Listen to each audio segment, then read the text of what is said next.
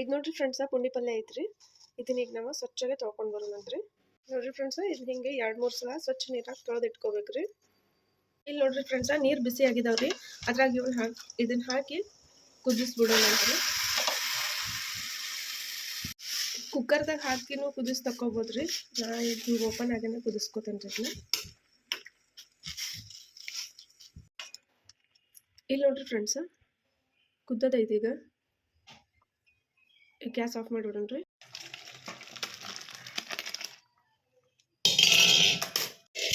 ಈಗ ಇದಕ್ಕೆ ಇನ್ನೊಂದು ಬೊಗಣಿ ತಕೊಂಡು ಬರೋಣ್ರಿ. ನೀರೆಲ್ಲ ಬಸಿ ತಕ್ಕೋಬೇಕ್ರಿ. ಅದ್ರಾಗೆಲ್ಲ ಹುಳಿ ಇರ್ತೈತ್ರಿ. ಅದಕ್ಕೆಲ್ಲ ಹಿಂಡಿ ತಕೊಂಡು ಬಿಡ್ಬೇಕ್ರಿ. ಅದನ್ನ ಸ್ವಲ್ಪ ಇದನ್ನ ಹಿಂಗೆ ತಿಕ್ಕೊಂಡು ಬಿಡ್ಬೇಕ್ರಿ. ಇದನ್ನ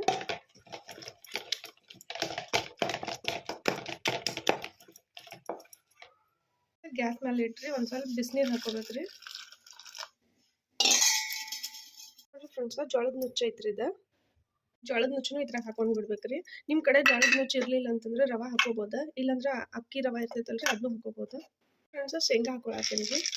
ನಿಮ್ಮ ಕಡೆ ನುಚ್ಚು ಇರಲಿಲ್ಲ, ರವಾನು ಇರಲಿಲ್ಲ, ಇನ್ನೂ ಇರಲಿಲ್ಲ ಅರ್ಜೆಂಟ್ದಾಗ ಅಂತಂದ್ರೆ ಈ ಶೇಂಗಾನು ಸ್ವಲ್ಪ ಕುಟ್ಟಿ ಹಾಕಿನೂ ಮಾಡ್ಕೋಬೋದ್ರಿ. ಅಲ್ಲಿ ಅದು ಕುದೀತನ್ನ ಸ್ವಲ್ಪ ಬೆಳ್ಳುಳ್ಳಿ ಕುಟ್ಟಿ ತಗೊಳ್ಳೋಣ್ರಿ.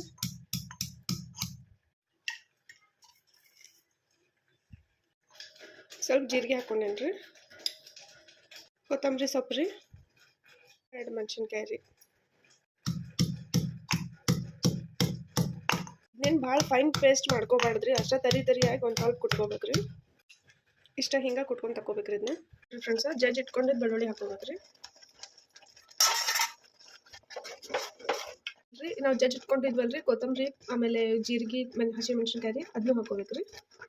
ಚೆನ್ನಾಗಿ ಮಿಕ್ಸ್ ಮಾಡ್ಕೋಬೇಕ್ರಿ. ಇದನ್ನ ಈಗ ಉಪ್ಪು ಹಾಕೋಬೇಕ್ರಿ. ಆಮೇಲೆ ಅರಿಶಿನ ಪುಡಿ ರೀ, ಬೆಲ್ಲ ಹಾಕೋಬೇಕ್ರಿ. ಆಮೇಲೆ ಸ್ವಲ್ಪ ಎಣ್ಣೆ ಹಾಕೊಂಡ್ಬಿಡ್ಬೇಕ್ರಿ. ಈಗ ಚೆನ್ನಾಗಿ ಮಿಕ್ಸ್ ಮಾಡ್ಕೊಂಡ್ಬಿಡ್ಬೇಕ್ರಿ. ಫ್ರೆಂಡ್ಸ್ ಪುಂಡಿ ಪಲ್ಯ ರೆಡಿ ಆಗೈತ್ರಿ. ನೀವು ಇದಕ್ಕೆ ಒಗ್ಗರ್ಣಿನೂ ಕೊಟ್ಕೋಬೋದ್ರಿ. ಹಿಂಗ ಜೀರಿಗೆ ಸಾಸಿವೆ ಮತ್ತು ಕಡ್ಲಿಬೇಳೆ ರೀ ಕರಿಬೇವು ಹಾಕಿ ಸಪ್ರೇಟಾಗಿ ಒಗ್ಗರ್ಣಿನೂ ಕೊಟ್ಕೋಬೋದ್ರಿ. ಹಿಂಗನೂ ಬಿಟ್ಬಿಡ್ಬೋದ್ರಿ. ನಾ ಇವತ್ತೀಗ ಹಿಂಗೆ ಮಾಡಕತ್ತೇನ್ರಿ. ನೋಡ್ರಿ ಫ್ರೆಂಡ್ಸ್ ಪುಂಡಿ ಪಲ್ಯ ಜೊತೆ ಜೋಳದ ರೊಟ್ಟಿ ಎಷ್ಟು ಟೇಸ್ಟಿ ಆಗಿರ್ತೈತಿ. ನೀವು ಟ್ರೈ ಮಾಡಿರಿ ಫ್ರೆಂಡ್ಸ್.